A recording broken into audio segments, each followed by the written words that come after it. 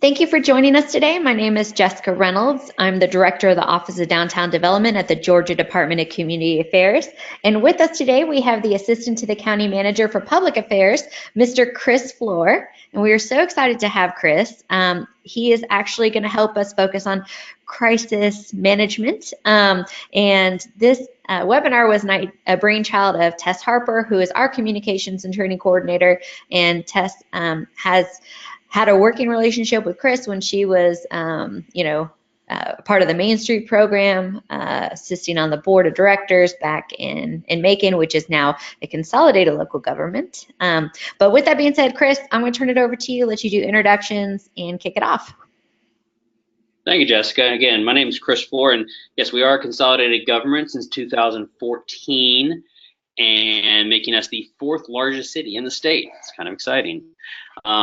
Thank you for having me. This is, you all are Main Street programs, and I'm sure you're all looking at this going, we probably don't have to deal with hurricanes a whole lot, Chris. Why is that your first slide? Well, let me tell you, I never thought I'd be dealing with a hurricane in Georgia at all, and here we are 2 hurricanes later. So I wanted to use this because of the great success we had in the response of Hurricane Irma, as well as to let y'all know that everything we're going to talk about today is scalable. No matter what you prepare for when it comes to a crisis, you're going to get one that comes out of the blue. Most of our crises deal with crime. They deal with tornadoes and that kind of severe weather. Nothing like what we went through back about 2 years ago when Hurricane Irma came through. So let's start from a big broader perspective. Who am I? I'm the father of 2 and husband to the best wife. I'm kind of a runner. I am a school board member for my child's school. I run the public affairs office here. I'm a partner in First Pillar Consulting, which does government work around the state. I'm a trainer for the Carl Vince Institute of Government, a couple of awards, right, for engaging local government leaders, and whatever Tess tells me to be. It's pretty much how I got involved here, where she called one day and said, you should do this. And I said, yes, ma'am. All right, so let's start bigger on what I do. What is public affairs? We handle strategic communication. We handle the traditional media. We are partner in government relations. We handle online and social media, photography, graphic design, customer service, crisis communication, and other jobs as assigned. That sounds like a lot, and the 4 people on the screen, the left, that's all we have. So we have a lot on our plate. Each one of us is running about, in the typical PR world, would have been 2 to 3 full-time jobs. So Chris, should we have a plan? Well, the single biggest problem in communication is the illusion that it has taken place. No matter what, you have to have a plan to communicate when the crisis hits. It's not a matter of if a crisis is going to hit, it's when. Again, y'all are Main Street programs, so let's just say a tornado hits the county and knocks out the power grid. You're going to be involved with your downtown merchants. Let's say you decided to start a parade and some residents and businesses have started a protest against the parade for whatever reason. You should have some kind of crisis communication plan in place to handle that, because if you don't, someone else will. And should have a plan, because a very wise Jedi once said nothing happens by accident. You're going to see a bit of Star Wars peppered through this, and apologize to those that don't like it, and I'm going to high five those of y'all who are laughing right now that it is involved in my PowerPoint. Yes, you should have a plan, because if you're not telling your story, someone else will. People aren't sitting around in a crisis just assuming that people are going to tell them what's going to go on. People are looking for information in a crisis, and in the absence of someone telling them, they're going to find information.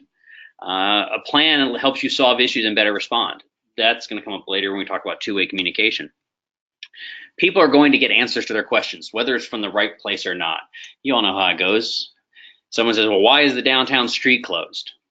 Well, if you don't respond why the downtown street's closed or have a good way to get an answer to them, someone's going to make something up, and that's what you're going to run with. It also helps improve public safety when it comes to crisis communication. The danger is not to know the truth, said Jedi Master Yoda. So should you have a plan? Yes. The thing is, though, a plan is only as good as those who see it through. So you need three components to communicating effectively. You need a strategic plan. You all already have that. You're working your Main Street program in its 4 points. You need a communication plan. You need to know ahead of the crisis how you reach people, how often you need to reach them, what you're going to want to say, and you're going to need that already in place. You can't be scrambling after the tornado to think, how do I reach the local press? You're not going to want to after the hurricane hits to think, how am I going to reach my businesses and let them know when the power is and isn't back on? You're also going to need the ability to implement, and that means you need a team around you. I recognize your Main Street programs, you probably only have 1 or 2 people, but that doesn't mean you don't have a team around you that can help. You want to find key communicators in your community that can help you get your message out. So when you're looking at a crisis ahead of time, when you're in the preparation for a crisis or when you're preparing your plan ahead of time, you first have to decide, what do you communicate? That's the first thing. It's not put a press release out. It is, what are you trying to communicate? So you have to identify what people need and what you want them to know.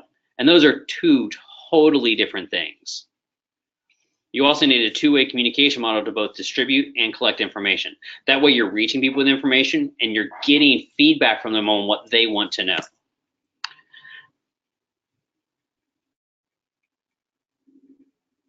So there is the want to know is, are schools closed?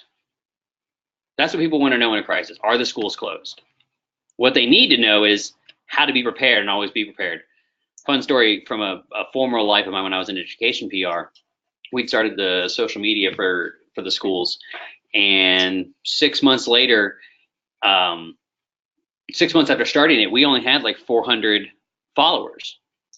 We were putting everything we thought people wanted to know. It was kids, it was awards, it was public input sessions, it was board meetings, it was groundbreaking, it's everything that you thought people would want to know about their schools. We get to a Friday morning and the weather girl says, Sunday night, we might have the small possibility that a few flurries might be seen, maybe. Now, those of y'all, you're all in Georgia, you know what Georgia weather's like. That's a lot of ifs for 3 days out. Doesn't matter. Our phone, the voicemails at our schools were full before they opened school that morning. Are you going to open? Are you going to? We hear there's snow. Why are you closed? Why aren't you closed yet? Why aren't you closed? I went to my superintendent at the time and I said, let me put out a press release this morning. This is Friday morning. It says, we are monitoring the weather. We will make the call on the status of Monday school on Sunday night when there's a better weather forecast. And we will announce it first on Facebook. Now, I should say that at the time I was working off of a small netbook. I had an external Wi-Fi card, and our emergency operations bunker is an actual nuclear bomb shelter, 21-inch reinforced concrete walls. The time it takes to cycle out thousands of emails through that netbook, through an external Wi-Fi card, and through those walls was about 20 to 30 minutes. On Facebook, I could step outside, quickly post from my phone, and get it out much quicker. So there was a logistics piece here. But I put it there to say Facebook first to drive people to the page. 1,600 likes in 3 days. That's what people wanted to know, we found out. They were more interested in that than they were about all the rest of it. All right, so you figure out what you want people to know. Well, you need to say, how do you communicate? You can't just say, send a press release and post it on the website. I'm sure you all heard this. Go put a press release out. It'll get attention. And this is what you want. This is actually one of our Hurricane Irma press conferences. I have full media market there, multiple reporters from a couple of the stations. I've got Georgia Public Broadcasting there. I've got the paper. I've got the Spanish newspaper in town. They're live. Every one of them is live broadcasting the press conference. This is what you want. What tends to happen, though, and what could happen, is this. If you just send a press release out and you just post it on your website, it's kind of lazy, because this is what could happen. You might get coverage. That coverage is written by someone else, and maybe someone saw or read about it, and you might get a pat on the back if you get coverage. Let me jump to that third point. Maybe someone saw or read about it. I used to be the guy who set all the newscasts to DVR, all 5 or 6 hours of television broadcast. I knew when the news came on the radio. I listened to it all. I watched every single news story out there, and I critiqued it. And I checked for corrections and I watched it religiously. And then I had kids. I don't think I've watched a 6 p.m. newscast in 5 years. I can't. That's when I'm cooking dinner for the boys. So you got to figure, even if you get this level of coverage from your press release, and it shows up on the 6 o'clock news, let's say that story airs at 6:02 that night on your top station. That means everyone has to be watching that station at 6:02. Because if they tune in at 6:06, they've missed the story. Just because you got coverage doesn't mean you've reached people. Let's stick with the media for a second. There is the criticism of the media. It's 24-hour news cycle, but it's not 24 hours of news. And this goes back to if you get the coverage, you are relying on someone else to tell your story. Right now, there is a real criticism, and it's not true across the board, that the media have to get the news first, not necessarily factual. That translates into mistakes on social media, and they can build stories on tweets and posts and opinions, not facts. So you've got to find a way to work with your press to get them the real story, make sure they get it accurate, but you still need a way to reach people directly. Part of the criticism of media is not necessarily their fault. They've had a reduction in local news staff, both reporters and editors. In my market, it means we have young reporters fresh out of college. They don't understand your local issues. A lot of your veteran editors that have been in the market for a while aren't there anymore to guide and train them. A current piece of media is the fair and balanced approach. And that not necessarily mean the Fox News slogan, fair and balanced. It means they're looking for the he said, she said. If you say this, they're going to find someone who says the opposite. It's not a research proven story. It's basically they're showing both sides. So again, you've got to find a way to reach people directly.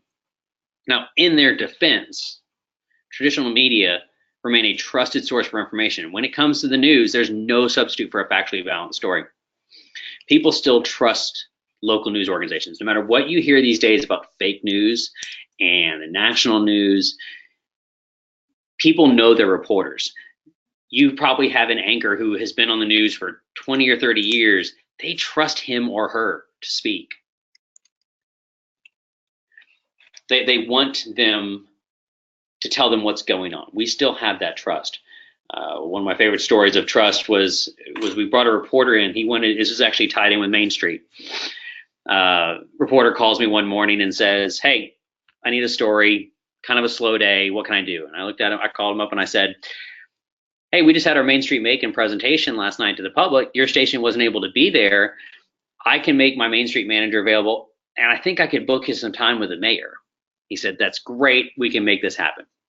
Did the interview with our Main Street manager, brought him in to talk to the mayor. The mayor gave his interview in 10 minutes, but then he kept the reporter there for an hour. And for those of you who have met my mayor, he's got an hour-long spiel in his Southern drawl that is awesome to listen to. He gives this reporter this hour-long spiel and brings him over to his side, gives him all the facts, gives him the background, gives him things, and just convinces him that what we were doing downtown and with Main Street program was working. We get to the 6 o'clock news that night. The reporter does his stand-up live from outside City Hall, and the entire show opens this way. And those of you all familiar with media know we typically start with weather. It started with this line: "The mayor of Macon has a plan for the city, and it's working." That's how the show kicked off. Clapped my hands, again, this pre-kids, packed my stuff up, and I went home, because there was no better way to do that, because we had gotten a reporter, a third party, to announce that to the public. And that's why we have such a strong focus on media coverage. That the burden of that really lies on me personally. I do have some people in the office, but the media is my side of things. And you can see the number of stories and how many days we've gotten covered each year. Yes, it did drop off in calendar year 18, but that is solely due to a reduction in staff, which meant that we've each taken on additional jobs. But 700 stories in a year is a pretty significant amount of coverage for our market. All right, so we've talked about what you want to say, and we've talked about how you say it, and we kind of went back and forth in the media. So how should you communicate? If we've got this need for press coverage, but there's also the criticism of press, how should you communicate?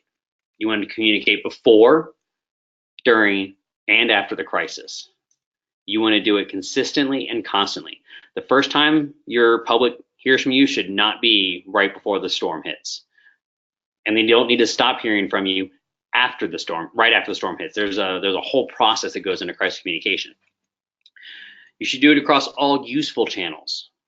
Well, that means public forums and meetings, social media, websites, e-blasts, printed publications, people walking in on the street, traditional media. Oops. So what do I mean by all useful channels? Well, you're not going to want to communicate through Snapchat if you've only got 2 Snapchat followers. That's not really effective. You don't want to stand on the corner of a vacant street and holler out loudly hoping someone hears you. The analogy I like to use around the state when I do this trainings is everyone's got the old man's group. It's the guys who meet at Waffle House on Wednesday and they think they're the power brokers. Well, if you're trying to reach the old man group and they meet Wednesdays at Waffle House, you're not going to IHOP on a Thursday. That's what I mean by useful channels. You need to go where the people are. Let me give you a story on print about people walking in off the street. It's hard to gauge, but when people start randomly calling phone numbers at the city, they're just looking for information. They don't care what department they're looking for. They just want answers. And so when we do crisis communications, we make sure our employees have the information we're giving to the press. That way, if someone were just to call our public works department, the front desk of public works knows everything we're trying to say to the public. That way they can answer questions because we don't need to be bouncing people around. So you want to make sure your internal audiences are aware of what you're communicating so that the public can find out. From a Main Street perspective, if you've got businesses that you've engaged as partners and you've got a crisis in your downtown area, make sure that your key communicators of downtown business know what's going on. So when the public walks into that restaurant and there's someone there at the host or the restaurant, they walk into a boutique and they're getting their hair done and they ask what's going on, they can get an answer. You're providing your key communicators an answer to those points of touch between your Main Street program in your area with the public that's just there. Should you have a plan? Yes. What you've got to do is you take that core story or message, that central piece, that press release that includes what people want and what they need to know, and you find a way to deliver it to audiences through your web posts, your social media, your video features. Everything ties into that core message, and it all has to be aligned. One of the things we do, and we'll go into when we get to Hurricane Irma, is we have 30 some odd agencies that participated in that response. It didn't make sense for every agency to send out its own press release of information and web posting. So we combine them into one single daily update.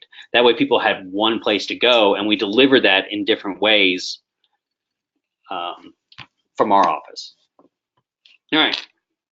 So before, during, and after, let's talk Irma. This is going to get into the meat of what we did for Hurricane Irma and how you can scale it up or down. When Hurricane Irma hit, we were at full activation, and we are in a nuclear bomb shelter. It is very tiny. We had 100+ people down there, and there was no room to move. I could not bring in the reporters into that. There was no room for them. So what we do throughout the year when the sun is shining and nothing's going on, we pull back the curtain, and we show the public what we're doing. We bring them to our monthly ESF meetings. We took them with us to Emmitsburg for our national training. If it's just severe weather, like a possible tornado, and there's only about a dozen of us in the bunker in the EOC, I bring the reporters into our nerve center and show them what we're doing so that when the big crisis hits, those reporters already know what we're trying to do, and they have a level of confidence in our efforts. That also shows people throughout the year that we are always preparing for this. So when the crisis does hit, there is some general understanding that their government is ready for it when it happens. So preparation, Irma's dates 1 through 3. This is about September 4th. When we start talking to the Red Cross about sheltering, we focus on Red Cross and sheltering. We start talking to our partners, because if you remember, Irma was supposed to, we thought we would be a shelter network. We weren't supposed to get hit at first. So it was all about shelters, where the shelters could be, how we accept them, how we get the word out. On day 3, September 6th, it really looked like we were going to have a shelter. So we began our large-scale public communication at this point. We held a press conference to tell people what we were doing to prepare for the evacuees. At this point, we weren't getting them. We hadn't opened a shelter yet, but we were starting to get the press calls. What should we do? What should we do? What should we do? Even though we didn't know if we would get how we were going to get hit. So we tell people what we're doing to prepare should the evacuees come.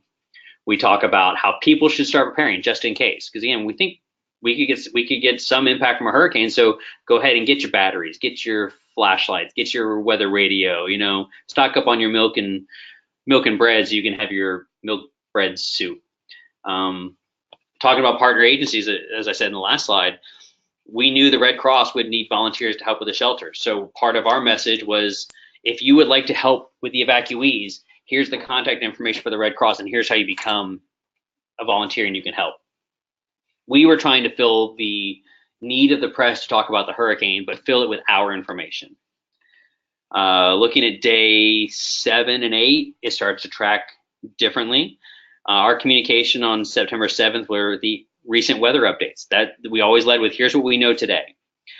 We knew we'd get some weather impact, so we started talking about preparation.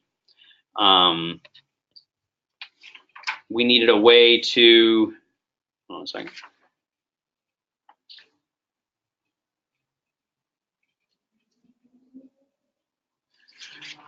On day 8, we reiterated the needs of the Red Cross and the Salvation Army. On day 8 was Friday. We knew that some impact was going to happen on Monday the 11th. We had the shelters getting ready to open up on Friday. That's when we started to open them up. We set our EOC to a 12-hour operation to manage those facilities. But this is Friday, and we knew we were going to hit on Monday. The weekend news cycle is very low. We have one TV station that does not have a weekend broadcast, and there's fewer reporters on the weekend. And we needed this to be a conversation, because if it's hit on Monday, we had to keep their attention. So we held Friday afternoon at 4 o'clock a massive press conference. We had the superintendent of schools, we had the mayor, we had our EMA director, we had our transit authority, we had Georgia Power there. Every partner that could be possibly involved, we put them, and that's that press conference I showed you earlier, we put them all in front of the camera. That way, we were raising the level of our preparation from the public eye so that it would carry through the entire weekend. I guess I got to skip that. So there's the press conference you see there. One of the things you have to realize when you're doing crisis communication is recognizing the lay of the land nationally. The hurricane that hit Texas the year before Irma, the church leader got lambasted for not opening his church to the evacuees. We have an auditorium that holds several thousand people. I knew that someone's going to ask, why aren't we opening the auditorium? Why are we opening 4 and 5 recreation centers? Well, what people didn't know is Georgia Power was using the auditorium, and you see the cots there, as their staging area. We were the staging area for most of the state of Georgia, for Georgia Power. And so we had Georgia Power stand up and say that in the public conference, and we released this picture so that people would know we were using every possible means. So days 6 and 7, this is days 6 and 7, September 9th, September 10th. This is Saturday and Sunday. Red Cross needed volunteers. We set up our commission chambers to be a Red Cross training facility, and that was one of our key messages. We need help. We need people to staff these shelters, because if the Southeast hit as hard as it was, we're going to need people helping deliver food and taking care of people. So we opened a couple of the shelters. We needed nurse volunteers. We had Georgia Power and AT&T response on Saturday. And as you can see on the picture on the right, that's probably 150 people in that one session learning to be Red Cross volunteers. That was Saturday. On Sunday, the day before, we went to full activation of our Emergency Operations Center, and we held another press conference Sunday afternoon. We knew we were going to get hit, so we were running concurrent operations, a shelter operation and a response operation. We needed to, again, get into the news cycle and above what everyone else is talking about. So we held another press conference, and we gave the most recent weather update. The schools will be closed. We led with that. Schools were shut down. Government closed down. No air travel out of our airport. The transit system was shut down. So we gave the weather update, preparedness tips. We gave we again gave a sign up for our emergency notification system, phone, text, email, and how to report damage. We went ahead and started talking about how to report damage because we knew on Monday there would be damage. So we all roll into the EOC about 5 or 6 o'clock in the morning on Monday, September 11th, and our communication went full bore on email, text, phone calls, social media, just giving, because the Irma rolled through very slowly, and it was an all-day event for us.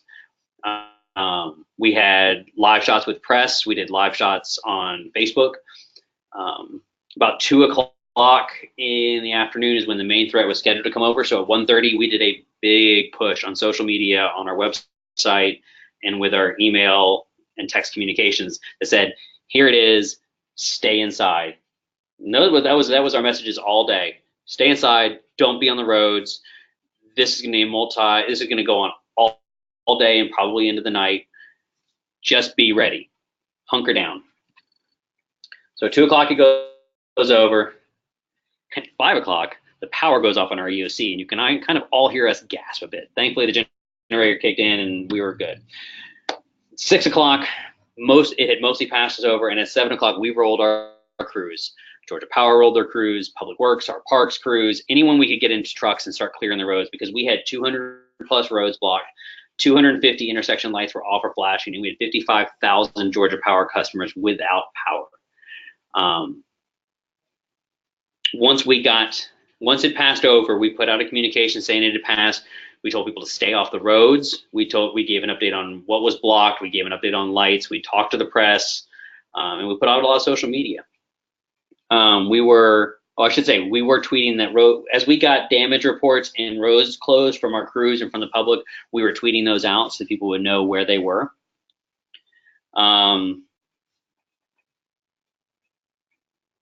The next morning on the 12th, we gave morning media interviews. The media is very close to my office, so there was no roadblock there, and so we gave 6 a.m. media interviews during the morning shows.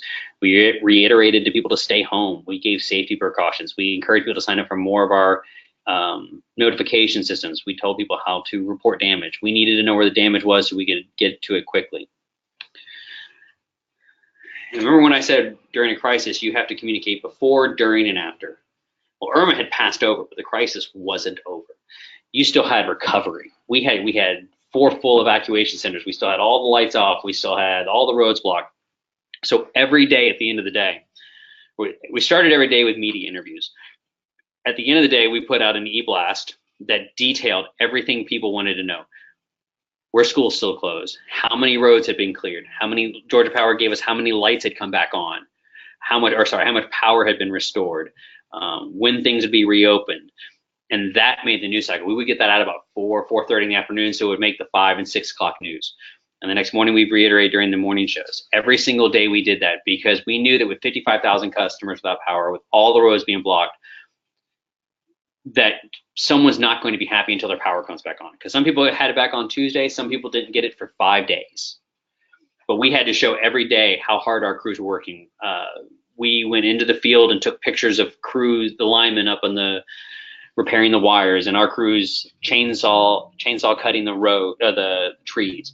We needed to show people that their government was working for them. It continued for several months. There was so much debris. We had somewhere near almost 100,000 cubic yards of debris that was on the roads. It took us about 3 months to get all that cleaned up. And so our closeout communication came as we every day tweeted out the amount of debris we collected, and we had a heat map from our contractor that showed what areas they were working in, just to show people that every day we were somewhere getting the debris off the street. We did celebrate a little because at the end of the day, we judged this.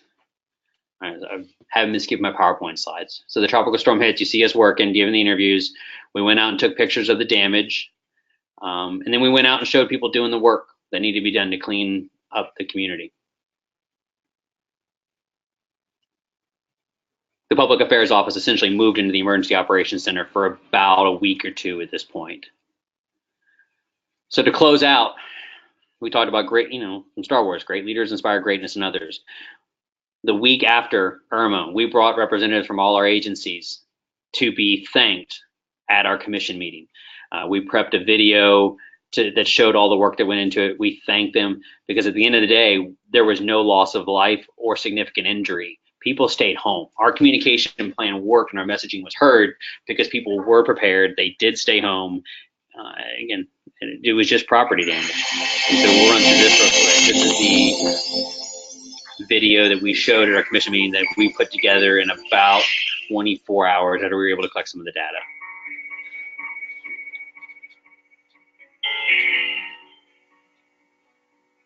Preparation for Hurricane Irma has been a massive effort by dozens of organizations with hundreds of people helping both local citizens and those who had to evacuate from Florida and South Georgia. For more than 8 days, crews worked around the clock to shelter those who needed it, get ready for the storm, weather the storm, and as we're still doing, recover from it.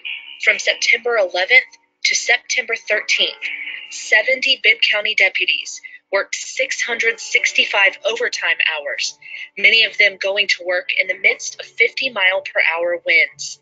The Red Cross of Central Midwest Georgia served more than 1,500 people over 8 days in 5 shelters, and they had more than 250 volunteers. The Salvation Army of Central Georgia prepared 8,270 meals with 23 volunteers and 17 employees. Our emergency animal shelter had 35 dogs, 12 cats, 3 rabbits, 25 volunteers, and 11 animal welfare employees. Georgia Power has restored service to more than 55,000 homes. 254 traffic signals and intersections are repaired. More than 600 trees and counting are cleared from our streets. And there have been thousands upon thousands of working hours from women and men who care about our community and its people. Sandra Yates, Macon Bibb County Public Works. Councilors Carrie Hatfield, Georgia Citizens. Emma Gonzalez Stembridge, Aries. Kevin Barkley, Sideways Director, Macon Bibb County. Miranda Gowden, Administrative Officer from Macon Bibb County Emergency Management Agency. Robert Walker, Macon Bibb County Rec Department. Kevin Green, Aries member. Sergeant Mullis, Macon Bibb County Fire Department. Sergeant Kaiser here, Macon Bibb Fire Department. Marvin Land, Director of Public Works. Art Hanner, EMA Volunteer, IT Department. These are just a portion of the hundreds of people who work together to shelter, feed, help, recover, and repair. Thank you to everyone still helping Macon Bibb County move forward together.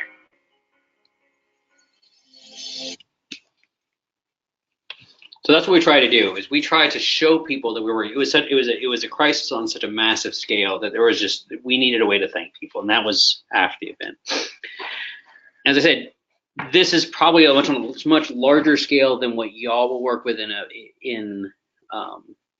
Main Street program. But the point I'm trying to make is we didn't start communicating about crisis response the day before the hurricane was supposed to hit.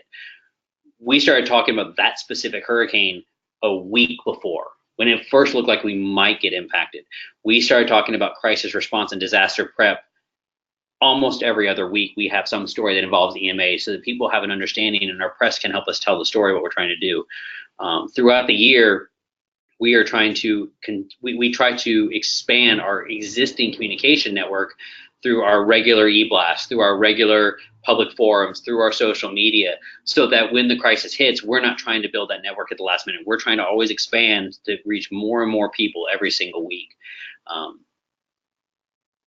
It's not if a crisis hits, it's when.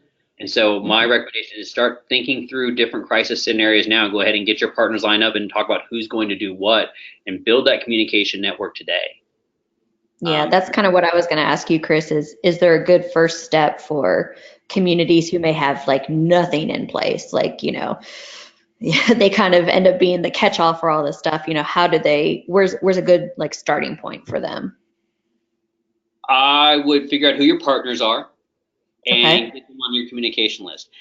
In your Main Street area, I'm going to assume you're like our Main Street where there's a clearly defined area. Main Street runs from this street to this street to this street. Go knock on the doors of your businesses, go knock on the doors of the the landlords who have the lofts and the apartment units and say, I'm with Main Street. I want to let you know, I want to keep you informed what's going on a regular basis in this area of town. I'm here to be your advocate. Also, if something were to happen, I need a way to reach you quickly. You sell it on this front end as keeping people informed at all times. So if you've got every property owner's email address and cell phone number, when let's say there's a line of severe weather coming through with potential for tornadoes, you can pop them all a quick email that says, hey, this is what our emergency management agency is saying, time to hunker down, and here's some safety tips. It's not something that happens overnight. I mean, the 1,600 likes in 3 days that I had at the school district, that's not the norm. I'm very excited that on our email blast, in which you're interested, you can sign up for it by emailing me at my address at the bottom. We add 5 or 6 addresses a week, and I think that's great. I wish it were more, but the fact that it is a steady increase is good. We do have, our EMA does a text and they have an automatic text, phone, email system they can do for disaster information. We see a kind of steady growth on that, but when there is a severe line coming through, we see it spike. Every time there's severe weather, it spikes, and we take advantage of that. If you're trying to push social media, every time you put out a press release, put your social media in there. If you have an e-newsletter, make regular posts on sign up. You just got to keep reiterating this communication piece over and over and how you reach people. You also want to engage your partners. I mean, I know Main Street sits in different agencies, whether it's in some people's chamber or some people's tourism department, or whether it's in economic community development or part of a mayor's office. It's all in different places. But if you've got partners in the agency, let's say you've got a convention and visitors bureau, go to them and say, look, we need your help getting information out. Let's talk about now that if I, as the Main Street manager, have a crisis that I need information to get far and wide, help me out by spreading it to your communication list. Get people who are willing to support you as soon as you send it out. We're fortunate in Macon Bibb that after 15 years here, we've got a good set of PR people that I can call up and say, this is what I need. Please forward whatever I send to you to your list. One of my closer colleagues is the PR director at the school system. She will take my information, copy and paste it into hers, and distribute through her school network, which includes 3,800 employees and reaches thousands and thousands of families. And vice versa, I'll take her information, drop it into mine, and send it out. That way we're trying to reach as many people as possible.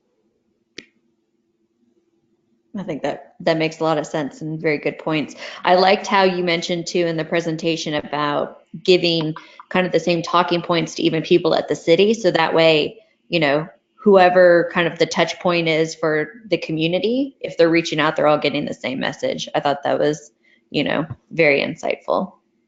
I learned that lesson the hard way. We had a gun in a school years and years and years ago. And we did what we did normally. We got the press release to our school board so they knew it ahead of time. We put the phone call together, had the principal send it out, and the automated phone call went to all the parents in the school. Now, at this point, the gun had been found, no one was harmed, someone had been arrested, everything was fine. But all the parents heard was, we found a gun in the school. They hung up the phone, and we're sitting there thinking, getting ready to pat ourselves on the back. The secretary comes in the office and goes, "What did you just do, Chris?" Because her phone had blown up and I hadn't given her the answers to the questions. Yeah. So we changed our strategy. We sent it to our Board of Education members first. I gave it to the front desk. Then we sent it out to the public. She and I are still very close friends, and we laugh about that all the time, but it was a good lesson. You want to realize that it's not just you sending information out. People are going to have questions, and you have to know where they're going to ask those questions. So make sure the answers are at those places. Yeah, I think that makes a lot of sense. Well, thank you for taking the time to talk with us today. I loved everything you had to say. Again, Chris's information is here on the page if you want to follow up with him directly, have any more in-depth communications questions. You can also reach out to Tess Harper, our communications and training coordinator. Again, Tess and Chris have worked together for a while, so I'm sure both of them have some insights they can share, and we will have this up on our YouTube channel. So thank you, Chris. We appreciate your time and you sharing this information with us. You're welcome. All right, we'll see y'all later.